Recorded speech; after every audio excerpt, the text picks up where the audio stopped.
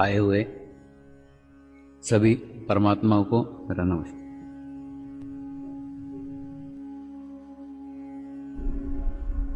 आज हम सद्गुरु विषय पे बात करने के लिए जा रहे हैं। उसके ऊपर आप लोगों ने आपके विभिन्न प्रकार के विचार रखें और आपके दृष्टिकोण से सद्गुरु को समझने का, सद्गुरु को समझाने का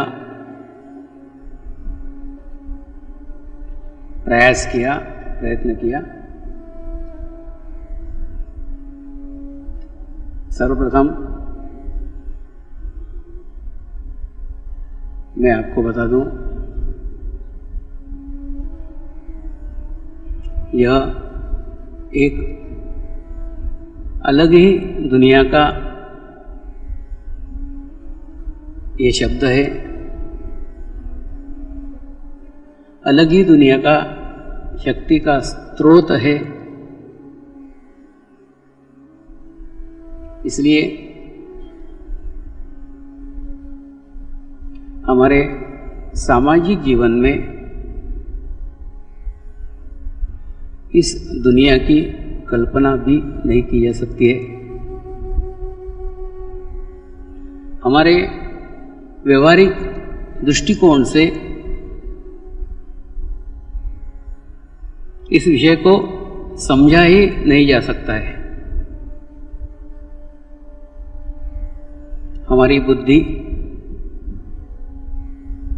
इस विषय पे जाके कुंठित हो जाएगी, क्योंकि यह विषय बुद्धि से परे है, समाज से परे है, व्यवहारिक दुनिया से भी परे है। क्योंकि अध्यात्म के नाम पर, परमात्मा के प्राप्ति के नाम पर हम जो भी कर्मकांड करते हैं, जो भी पढ़ते हैं, जो भी लिखते हैं, जो हवन करते हैं, माला फेरते हैं, इन सब की एक परिसीमा है। एक ही कर्मकांड, एक ही कार्य सब मनुष्य नहीं करते। एक विशिष्ट धर्म के लोग विशिष्ट पद्धति से करते हैं, अलग धर्म के लोग अलग पद्धति से करते हैं। लेकिन सत्य अटल, सत्य सदैव विश्व में मान्य है। उसको किसी सीमाओं में बांधा नहीं जा सकता।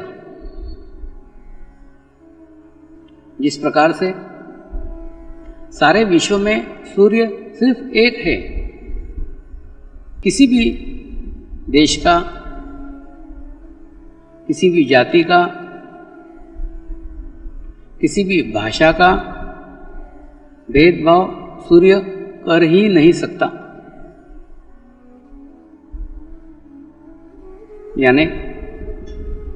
यानी हमारा जो ज्ञान है, हमारी जो भाषा है, उस भाषा से ये विषय समझ में नहीं आएगा। और किसी भी भाषा से, किसी भी पुस्तकों से ज्ञान प्राप्त किया हुआ व्यक्ति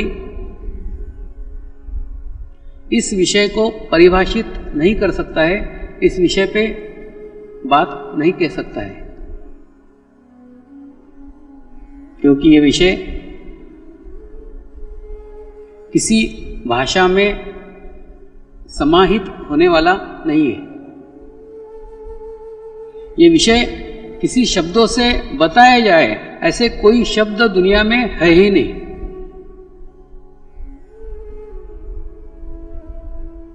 तो ये व्यक्ति, ये देहधारी पुरुष, कल मैंने आपको बताया कि विश्व चेतना जो कण कण में फैली हुई है वो यानी परमात्मा, परमात्मा का स्वरूप स्पष्ट हो गया। धर्म यानी वो सजीव ज्ञान, मेरे शब्दों पे जोर दीजिए, सजीव ज्ञान। यह सजीव ज्ञान सजीव देहधारी पुरुष ही दे सकता है। ये सजीव ज्ञान प्राप्त किया हुआ पुरुष निर्जीव पुस्तकों से ज्ञान लेके आपको नहीं दे सकता। इसके लिए इसकी पहली आवश्यकता है ये एकदम अनपढ़ व्यक्ति हो, एक ऐसा व्यक्ति हो जिस व्यक्ति ने कोई भी निर्जीव पुस्तकें पढ़ी ही नहीं हो। पुस्तकें निर्जीव है, आप सजीव हैं, तो निर्जीव पुस्तकें आपसे श्रेष्ठ नहीं है। सजीव ज्ञान वो आपको कभी नहीं दे सकती। इसलिए पहाड़ के पास शुद्ध इच्छा नहीं है, नदी के पास शुद्ध इच्छा नहीं है, समुद्र के पास शुद्ध इच्छा नहीं है। शुद्ध इच्छा सिर्फ एक मानव के पास है। तो एक ऐसा मानव जिस मानव ने ज्ञान तो प्राप्त किया है, ज्ञान सजीव रूप में प्राप्त किया है, निर्जीव पुस्तकों से नहीं। यानी सर्वप्रथम वो अनपढ़ व्यक्ति होना चाहिए। महाराष्ट्र में एक संत होके गए जिन्होंने एक अक्षर भी पढ़ा हुआ नहीं था, और आज विश्वविद्यालयों में उनके ऊपर लोग पीएचडी कर रहे हैं। ये कौन सा ज्ञान उतरा था जो भाषा से परे था, जिसको पुस्तकें पढ़ने की आवश्यकता नहीं रही। मैं उस सजीव ज्ञान की बात कर रहा हूं। दूसरा, यह व्यक्ति समाज का न हो, एक जंगल का व्यक्ति होना आवश्यक है। इसलिए कि भारत में इस सजीव ज्ञान को वहन करने वाले मुनि हैं। वो मुनि समाज में नहीं रहते, उनकी एक अलग ही बसाहत है, उन मुनियों की एक अलग ही बस्ती है। वो बस्ती के मुनि कभी समाज में नहीं आते, समाज की तरफ देखने का उनका दृष्टिकोण भी नकारात्मक है। वो समाज को पसंद नहीं करते और उनकी स्थिति ऐसी है कि वो समाज में आ ही नहीं सकते, इतने एकांत में वो रहते हैं। तो ऐसे जंगल में रहने वाला व्यक्ति जो मुनि है वो आपके कोई काम का नहीं, वो संचालक है, इस सजीव ज्ञान का संचालक है, लेकिन वो आपके कोई काम का नहीं, क्योंकि वो आप तक पहुंचेगा नहीं। फिर ये परंपरा ऋषियों ने संजोई हुई है। ये सजीव मार्ग का संचालन सिर्फ ऋषि करते हैं। उनका संबंध वहां भी है, उनका संबंध यहां भी है। एक माध्यम का, एक पुल का कार्य करते हैं। ऐसा व्यक्ति जो सामाजिक व्यवहारों से परे हो, समाज से अलग थलग हो, उसे व्यवहार का कोई ज्ञान न हो, क्योंकि ये सजीव ज्ञान व्यवहारिक दृष्टिकोण से बाहर है। हमारी पुस्तकें इतिहास बता सकती हैं, हमारी पुस्तकें पुराने चरित्र बता सकती है, लेकिन जो हो चुका है वो पुस्तकें बताती है, जो हो रहा है वो ऋषि बताते हैं। इस सजीव ज्ञान के संचालक वह ऋषि होते हैं, और ऋषि का निर्माण बहुत कठिनाइयों से, बहुत समय के शुद्ध इच्छा के बाद होता है। 7 जन्मों तक सिर्फ दूसरे के कुछ देने की इच्छा से जन्म लेने से जो 8वां जन्म होता है, उस 8वें जन्म में उसे एक करुणामय शरीर की प्राप्ति होती है। देखिए, करुणामय शरीर एक सुपात्र शरीर है, जो सुपात्र शरीर पे गुरु कृपा बरसती है। गुरु कृपा कोई पुस्तकों की वस्तु नहीं है। गुरु कृपा कुछ पढ़ी जाने वाली वस्तु नहीं है। गुरु कृपा की कोई सीमा नहीं होती। यह गुरु कृपा उस सुपात्र व्यक्ति पे बरसती है जिसका पूर्ण देह का निर्माण करुणा से किया गया हो। व्यवहार में भी कुम्हार उस दिए को फेंक देता है जिस दिए में तेल रखने की क्षमता नहीं होती। ठीक उसी प्रकार से जिसमें जितनी अधिक करुणा का सागर हो, जिसमें जितनी अधिक दूसरों को देने की इच्छा हो, ऐसा व्यक्ति सुपात्र व्यक्ति कहलाता है। और ऐसा सुपात्र व्यक्ति करुणा का सागर है। ऐसा करुणा का सागर जब 800 साल के बाद निर्माण होता है, और निर्माण होने के बाद में वो मुनियों की जो समाज में आ नहीं सकते, उन मुनियों की कृपा दृष्टि उस पे बरसती है, आती है। वह चैतन्य के एकमात्र माध्यम से आती है। चैतन्य का माध्यम वो माध्यम है जिस माध्यम से सजीव ज्ञान प्राप्त होता है। सजीव ज्ञान वो ज्ञान जो भाषाओं से परे है, वो ज्ञान जो सीमाओं से परे है, वो ज्ञान जो धर्मों से परे है, वो ज्ञान सजीव ज्ञान कहलाता है। ऐसा सजीव ज्ञान उस व्यक्ति पे बरसता है जो व्यक्ति जीवित है भी, जीवित नहीं भी। यानी वो देह से स्वरूप में है, देह के स्वरूप में है, लेकिन देह के स्वरूप में नहीं है। यानी वो देहधारी होके भी देह में नहीं है, जिसके अंदर का मैं पूर्णतः समाप्त हो गया हो, इसके अंदर सिर्फ दूसरे के लिए करुणा ही बाकी रह गई हो।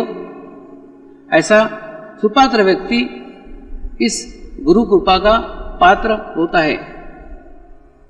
आपको सुपात्र बनने के लिए अधिक से अधिक अपने पात्र को बड़ा करना होगा। आपका पात्र आपके दूसरे की कार्य करने की इच्छा से, दूसरों को मदद करने की इच्छा से जितना विकसित होगा, उतने ही आपकी पात्र की क्षमता बढ़ती जाएगी और आप जितना दूसरों को देते जाएंगे उतना ही आपके पात्र का विस्तार क्षण प्रति क्षण बढ़ते जाएगा, दिन प्रतिदिन बढ़ते जाएगा और एक करुणामय सागर का निर्माण उस सुपात्र में हो सकता है।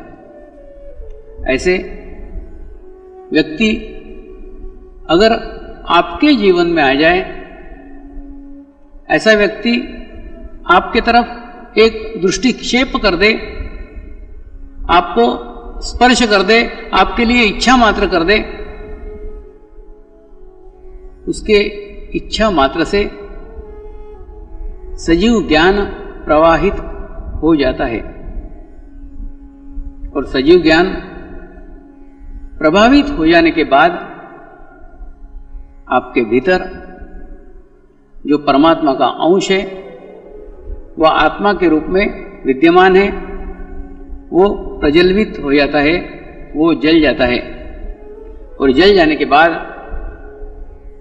उस आत्मा के प्रकाश में आपका और आपके आसपास का सारा अंधेरा दूर हो जाता है और दूर होने के बाद में क्या अच्छा है और क्या बुरा है इसका ज्ञान आपको आपके भीतर से ही होना शुरू हो जाता है।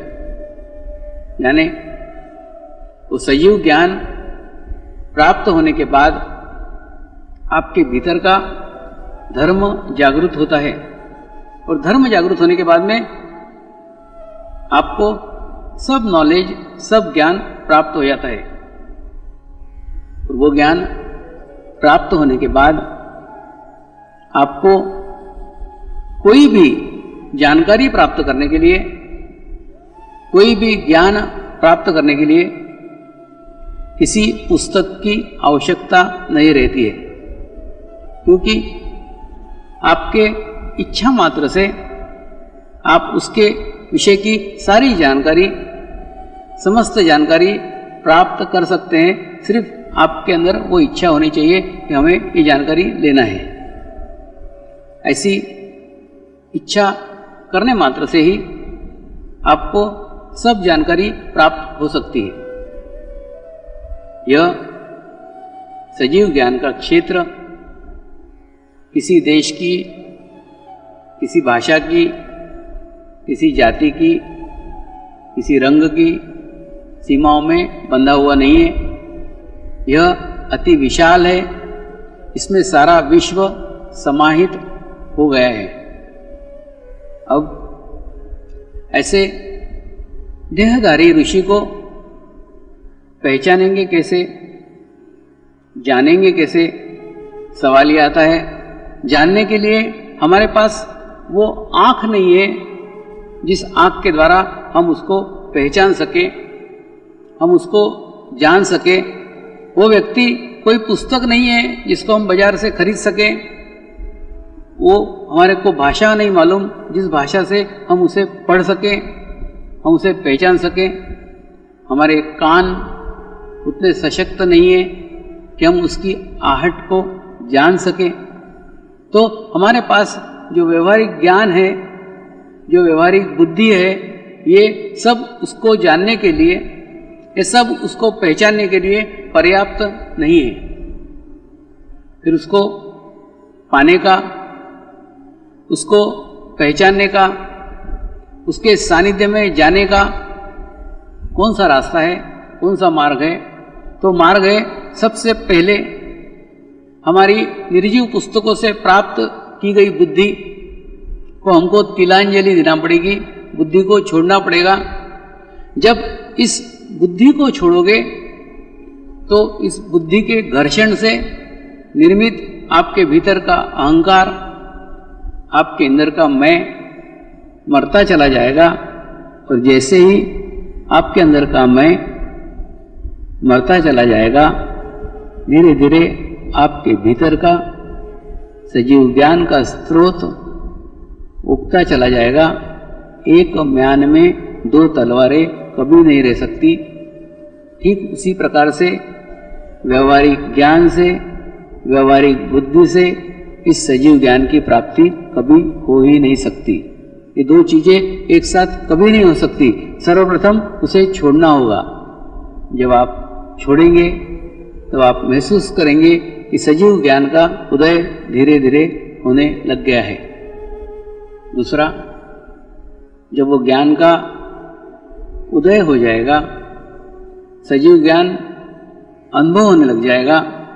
अनुभव होने के बाद एक विशिष्ट चेतना, विशिष्ट चैतन्य की अनुभूति हमें प्राप्त होगी और वो प्राप्त होने के बाद एक आत्मिक शांति आपको महसूस होगी। जितने धर्मों के कर्मकांड है, इन सब कर्मकांडों का एक ही उद्देश्य है, एक ही रास्ता है कि आपको आपकी निर्विचारता की स्थिति प्राप्त हो जाए। ये निर्विचारता की स्थिति जैसे जैसे आपके भीतर का सजीव ज्ञान जागृत होगा, वैसे वैसे वो प्राप्त होना शुरू हो जाएगी। दूसरा, ऐसे ऋषि के सानिध्य में आके, ऐसे सद्गुरु के सानिध्य में आके आप एक आत्मिक शांति महसूस कर सकते हैं। कुछ लोगों ने सद्गुरु को हलवाई कहा, लेकिन मैं कहता हूँ सद्गुरु वो रोटी बनाने वाला रसोईया है जो रोटी को जलने भी नहीं देता और कच्ची भी नहीं रखता। कहने का मतलब, जब आपके अंदर अहंकार आ जाएगा, अहंकार से आपकी रोटी जलने लग जाएगी, तब आपकी रोटी को वो पलट देगा, उसको कच्ची भी रहने नहीं देगा, बराबर सेकेगा और सेकते समय वो आपको चटके देगा। तो उसकी अग्नि से उसको सहन करना भी बड़ा कठिन कार्य है। जीवंत गुरु का सानिध्य कई पुण्य के बाद मनुष्य को प्राप्त होता है और वो सद्गुरु सदैव सत्य कहता है, सच कहता है। आपको अच्छा लगे, आपको बुरा लगे, इसका उसे कुछ लेना देना नहीं है, क्योंकि उसका कार्य आपको खुश करना, आपको प्रसन्न करना है ही नहीं। उसका कार्य आपको सत्य के दर्शन कराना है। सारी दुनिया आपके अहंकार को पुष्टि करती है, आपके अहंकार को बढ़ाती है। सद्गुरु ही एकमात्र ऐसा व्यक्ति है जो आपके अहंकार को कम करने के लिए सदैव प्रयत्नशील रहता है, सदैव आपके भीतर के मैं को समाप्त करने के लिए प्रयत्नशील रहता है। उसका प्रयास सदैव ही रहता है कि आपके भीतर का मैं कम हो जाए, मैं समाप्त हो जाए। वो उसी का ही इंतजार करते रहता है। जिस प्रकार एक कुम्हार एक मटके को तैयार करता है, उसको सेकता है, उसको पकाता है और पकाने के बाद में ही उसके भीतर पानी डालता है। ठीक उसी प्रकार से सद्गुरु अपने शिष्य को तैयार करता है, उसे सेकता है, उसको पकाता है और पकाने के बाद में जब उसको विश्वास हो जाता है कि ये मटका पूर्णतः पक गया है, तभी उसमें चैतन्य का जल, चैतन्य का प्रवाह प्रवाहित करता है। कहने का मतलब आपको उसकी तैयारी करना होगी। और जैसे जैसे आप तैयार होते जाएंगे, आप देखेंगे वो अनुभूतियाँ दिन प्रतिदिन आपके भीतर आना शुरू हो जाएगी। दूसरा, सद्गुरु के सानिध्य में आने के बाद जैसे जैसे आपके भीतर का मैं, आपके भीतर का अहंकार, आपके भीतर के दोष समाप्त होना शुरू हो जाते हैं। क्योंकि सद्गुरु के सानिध्य में आने मात्र से सर्वप्रथम आपको आपके दोष दिखाई देते हैं। यानी वो एक आईना है, वो एक मिरर है, जिसके सामने जाने मात्र से सर्वप्रथम आपको ही आपके दोष दिखाई देंगे। फिर जब तक दोष दिखाई न देते हो, दोष दूर किए नहीं जा सकते। इसलिए सर्वप्रथम दोष दिखना महत्वपूर्ण है, जैसे दोष आपको दिखना शुरू होते हैं, धीरे धीरे दोष कम होना शुरू हो जाते हैं। तो सद्गुरु एक मिरर है, सद्गुरु एक आईना है, इसके सानिध्य मात्र में आपके दोष आपको दिखना शुरू हो जाते हैं। दूसरा, जैसे जैसे आपके भीतर का मैं समाप्त होते जाता है, वैसे वैसे एक नई प्रक्रिया का आपके भीतर उदय होना शुरू हो जाता है। ये प्रक्रिया लगने की है। आपको भीतर से कुछ लगना शुरू हो जाता है। जैसे सद्गुरु को देखा तो प्रथम बार रहता है, लेकिन प्रथम बार देखने मात्र से भी ऐसा लगता है कि ये कुछ पहचाना सा है, इसकी पहचान पुरानी है, ये आपको लगने लग जाता है। सद्गुरु कोई ज्ञानी नहीं है, लेकिन आपको लगने लग जाता है ये बहुत ज्ञान का सागर है, ये लगने लग जाता है। ये लगने की प्रक्रिया मन की मनोदशा है, आत्मा की मनोदशा है। आत्मा का आत्मा के साथ कनेक्शन होने के बाद, आत्मा का आत्मा के साथ संबंध होने के बाद में आपको ये अनुभव धीरे धीरे होना शुरू हो जाता है। आपको वो कुछ बोल नहीं सकता, क्योंकि व्यवहारिक जगत की भाषा उसने बोली हुई नहीं है, उसने पढ़ी हुई नहीं है, वो मौन रहता है। लेकिन मौन में भी वो कई ऐसी बातें आपको बताया जाता है, ऐसी बातें आप जान जाते हैं। वो एक भाषा चैतन्य की भाषा है, उस चैतन्य की भाषा से आपको लगाव हो जाता है। आपका कनेक्शन होने के बाद उस चैतन्य की भाषा के माध्यम से बहुत कुछ चीज़ें आपके भीतर आना शुरू हो जाती है। भले ही आप एक बीमार व्यक्ति हो, लेकिन उसके सानिध्य में जाने मात्र से आपको स्वस्थ लगना शुरू हो जाता है। आप एक समस्या से ग्रस्त व्यक्ति हो, लेकिन आप उसके सानिध्य में जाने मात्र से आपकी समस्या दूर होती लगती है। ये लगने की प्रक्रिया शुरू हो जाती है। एक पॉजिटिव वेव, एक सकारात्मक दृष्टिकोण आपके भीतर आ जाता है। सकारात्मक दृष्टिकोण देने वाले व्यक्ति का नाम सद्गुरु है। एक आपके जीवन को एक सकारात्मक दृष्टिकोण दे देता है, और वो सकारात्मक दृष्टिकोण एक बार आपके भीतर प्रवाहित हो जाए, प्रवाहित होने के बाद में हर चीज सुंदर लगना शुरू हो जाती है, हर चीज अच्छी लगना शुरू हो जाती है, क्योंकि आपका देखने का दृष्टिकोण, आपका देखने का नजरिया पूर्णतः बदल जाता है। जो स्वर्ग है वो स्वर्ग आप यही महसूस करते हैं, उसके सानिध्य में महसूस करते हैं। क्यों? क्योंकि आपका दृष्टिकोण पूर्णतः सकारात्मक हो गया है। और सकारात्मक होने के बाद फिर आपके कार्य करने की क्षमता, आपके कार्य करने की शक्ति आपको ही प्राप्त हो जाती है। जैसे किसी ने भी बताया कि गुरु कृपा के अंदर एक बैरियर बन जाता है, एक दीवार बन जाती है, उसका प्रोटेक्शन आपको प्राप्त होता है। लेकिन वास्तव में प्रोटेक्शन तो आप ही आपका निर्माण कर लेते हैं, क्योंकि जैसे जैसे आपका समर्पण होता चला जाएगा, आपका ध्यान की उच्च स्थिति प्राप्त होती चली जाएगी, वैसे वैसे आपके आसपास एक आवामंडल, आपके आसपास एक ओरा बनता चला जाएगा, और वही आपको प्रोटेक्ट करेगा। यह सिर्फ गुरु कृपा में ही संभव है। लेकिन गुरु इसके लिए कुछ नहीं करता, गुरु सिर्फ एक माध्यम मात्र है, गुरु एक निमित्त मात्र है, क्योंकि गुरु का खुद का अस्तित्व तो कुछ है ही नहीं। जिस प्रकार से एक सर्वश्रेष्ठ पाइप वो पाइप है जिस पाइप के भीतर कुछ भी ना हो, निखालस हो, खाली हो, ठीक उसी प्रकार से सद्गुरु एक अस्तित्व विहीन व्यक्ति है, उसका खुद का कोई अस्तित्व नहीं है, लेकिन वो एक माध्यम मात्र है, वो एक मीडिया मात्र है। इसलिए आप सोचते हैं कि वो आपको कुछ दे सकता है, तो वास्तव में वो आपको कुछ नहीं दे सकता। और अगर आप सोचते हैं आप उसको कुछ दे सकते हो, तो आप उसको कुछ नहीं दे सकते, क्योंकि वो एक ऐसा पात्र है जिस पात्र में जो भरा हुआ है वो ना तो निकाला जा सकता है, ना उसमें और डाला जा सकता है।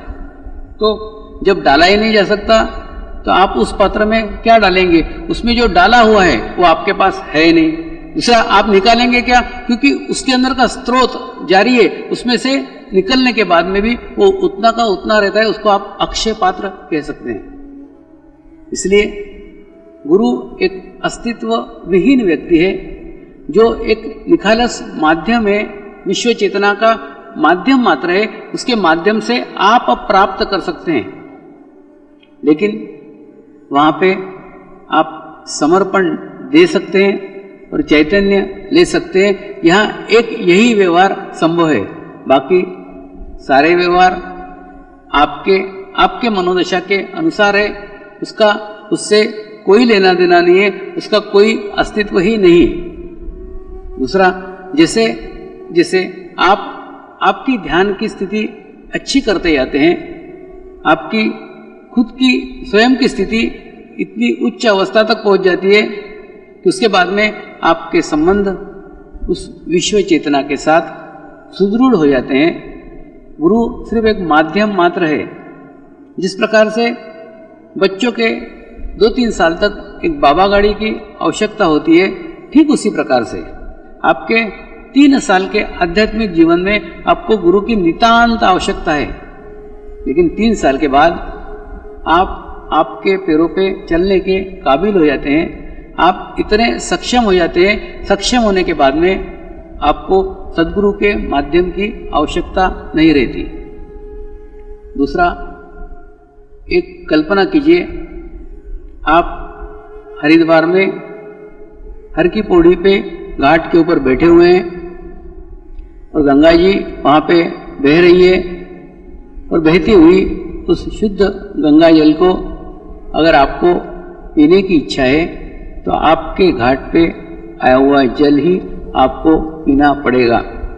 जो जल उस घाट से बह चुका है, वो बह चुका जल आपके कोई काम का नहीं है। उस जल को आप देख सकते हैं, लेकिन आपकी प्यास उस जल से कभी नहीं बुझ सकती।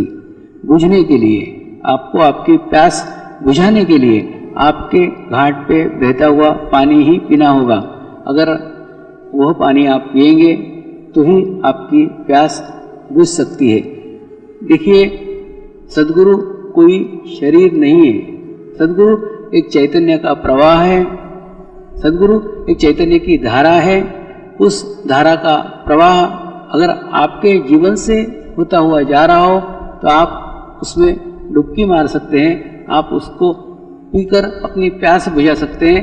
कभी आज एक शरीर है, कल दूसरा शरीर होगा, पहले और शरीर हो चुके होंगे, तो शरीर बदल सकते हैं, शरीर का बदलाव हो सकता है, लेकिन स्वरूप एक ही है। आपका चित्त उन शरीरों पे नहीं जाना चाहिए, आपका चित्त उस स्वरूप पे जाना चाहिए, आपका चित्त उस चैतन्य की धारा पे जाना चाहिए। तो गुरु कृपा, गुरु एक प्रवाह है, जो प्रवाह सदैव बहते रहता है, उसमें स्वरूप उसके अनुसार बदलते जाते हैं। दूसरा, गुरु के बारे में यहाँ विषय में बात हो रही थी, तो गुरु यानी आपका आत्मा, आपके आत्मा को जो जागरूक कर दे, आपके गुरु को जो जागरूक कर दे, वो सद्गुरु है। सद्गुरु का कार्य आपके आत्मा को आपका गुरु करना है। लेकिन धीरे धीरे जब आपके भीतर का गुरु जागृत हो जाए, आपके भीतर की आत्मा जागृत हो जाए, आत्मा जागृत होने के बाद में वो इतनी सशक्त हो जाती है कि सशक्त होने के बाद में उस आत्मा का पूर्ण नियंत्रण आपके ऊपर हो जाता है। फिर आपके हाथ से कोई गलत कार्य हो ही नहीं सकता। इसीलिए क्या करना चाहिए, क्या नहीं करना चाहिए, उधर ध्यान न देते हुए आप आपके आत्मा को सशक्त करो, आपके आत्मा को आपका गुरु बनाओ, और गुरु बनाने के बाद में आप महसूस करेंगे आपके भीतर से आपकी आत्मा आपको गाइडेंस करेगी, आपकी आत्मा आपको बताएगी, आपकी आत्मा आपको बोलेगी, और वो जो कुछ बोले वो नहीं, परमात्मा की विश्व चेतना, परमेश्वर की शक्ति बोल रही है, ऐसा सुन करके उसको आप उसके मार्गदर्शन में कार्य करेंगे कि जीवन में कभी कोई समस्या, जीवन में कभी कोई प्रॉब्लम बिल्कुल नहीं आएगी। तो इसलिए सद्गुरु उस विश्व चेतना का माध्यम मात्र है। वो माध्यम अगर आपके जीवन में आपको मिल जाए तो आप उस माध्यम से अपनी विश्व चेतना को प्रज्वलित कर सकते हैं, अपनी विश्व चेतना के साथ विश्व की विश्व चेतना को जोड़ सकते हैं। और जितना विश्व चेतना में आप जुड़ते जाएंगे आपकी आध्यात्मिक उन्नति होती चली जाएगी। दूसरा कि मोक्ष यह एक वह सुअवसर है जिस अवसर का लाभ अगर आप सकारात्मक रूप में हो, उस समय अगर आप निर्विचारता की स्थिति में हो, उस समय आपकी कोई कामना न रह गई हो, उस समय आपकी कोई इच्छा न रह गई हो, उस समय अगर आपका कोई बैर न रह गया हो, ऐसी शून्य की अवस्था में अगर आप मृत्यु का वर्ण करते हैं तो सीधे मोक्ष को जाते हैं। मोक्ष गुरु दे नहीं सकता, गुरु मोक्ष का मार्ग बता सकता है, लेकिन मोक्ष का मार्ग आपको ही आपका पाना होगा। निरंतर सदैव अगर आप ध्यान में रहते हैं, सदैव अगर आप मेडिटेशंस में रहते हैं तो एक निर्विचारता की स्थिति आपको सदैव प्राप्त होती है। और उस स्थिति में जब आप मृत्यु को प्राप्त होते हैं तो आपको मोक्ष प्राप्त होता है।